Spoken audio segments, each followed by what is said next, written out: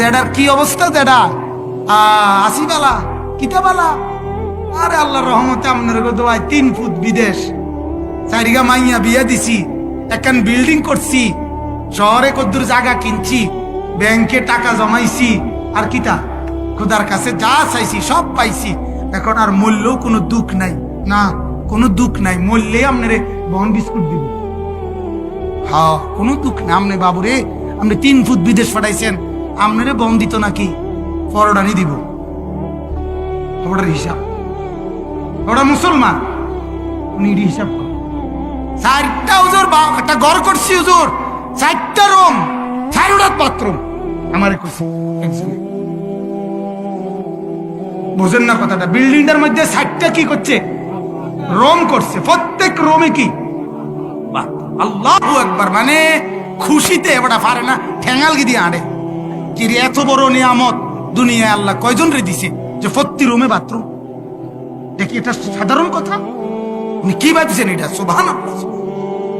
যেটাও ইন্দুরের রশিদের মতো, ইন্দুরের রশিদ যারা বেছে ক্যাম্বাসার, আরে একটা ইন্দুরের রশিদ বেছে না, ওরা বলে যে ইন্দুরের রশিদের গুণাগুণ হইল জাগাত খায় জাগাত বেড়ে, জেনে খায় এনে বেড়ে। এবার আরো জিফুত নাতি নাতনির জন্য উনি এত সুন্দর ব্যবস্থা করছে, জেনে বাত এনে বেড়ে। বলেন নাউজুবিল্লাহ। আপনি বলেন না, নাইলে দুঃখ লাগে না? আপনি এটা কিতা কইলেন? আপনি এটা কি বললেন চাচা? এই কি মুসলমানের পরিচয় বলার কিছু? 4 রুমে 4টা বাথরুম বলেন আপনি, এটা কি তৃপ্তির কিছু হইল? এটা বলার কিছু হইল? এটা মানুষের সামনে বুক ফুলাইয়া বলার কি? আপনি বলেন এটা 3 ছেলে নামাজ পড়ে কিনা? আপনি বলেন এটা 3 ছেলের বউ পর্দা করে কিনা? আপনি বলেন এটা 4টা মেয়ে বিয়ে দিছেন যে মেয়েরা স্বামীর বাড়িতে নামাজ পড়েনি, পর্দা করেনি। আপনার মেয়ের জামাইদের উপার্জন হালাল কিনা? আপনার ছেলের উপার্জন হালাল কিনা? এমন যুবকের মুখেও আমি স্পষ্ট শুনছি, হুজুর 23 লক্ষ টাকা দিয়ে গেছি, আজ বুঝি কাঁদি যে উপার্জনের 10টা টাকাও হালাল না।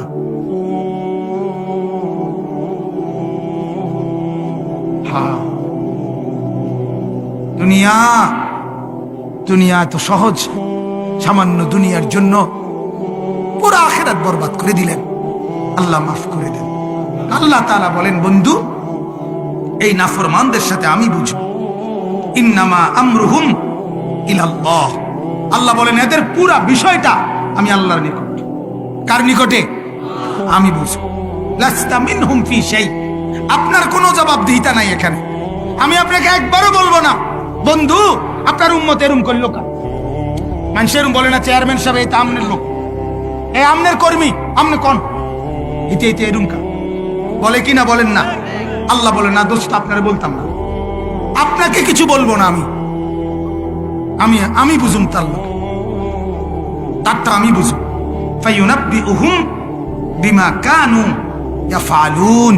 আল্লাহ তাআলা বলেন আমি তাকে পাই সে তার 24 ঘন্টায় যা করেছিল, তার পুরা হায়াতের প্রতিটা নিঃশ্বাস আমি তাকে জানাবো, এটা করেছো, এটা করেছো, এটা করেছো, এটা করেছো, বলো তো করেছো কিনা?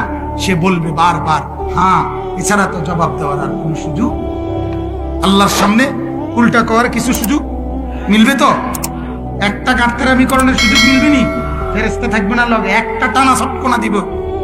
বাতিজার ফুটকিটা সংবং করো কার সামনে খাড়াইয়া, খবর নাই, কথা বলেন না।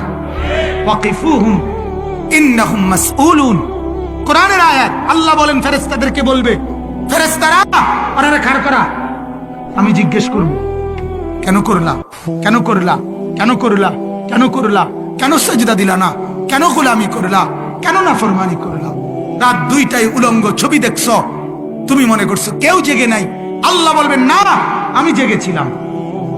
ছিল কিনা বলেন না? আল্লাহ ঘুমায় কখন? আল্লাহ বিশ্রাম নেয় কখন? আল্লাহর ছুটি কখন?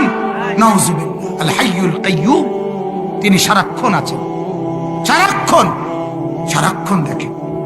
অতএব আল্লাহ তাআলা বলেন আমি জানাবো, আমি বুঝাবো, আমি জানাবো, এবং সেই আলোকে তার জিন্দেগির নেকির প্রতিদানও দেব, গুনার প্রতিদানও দেব।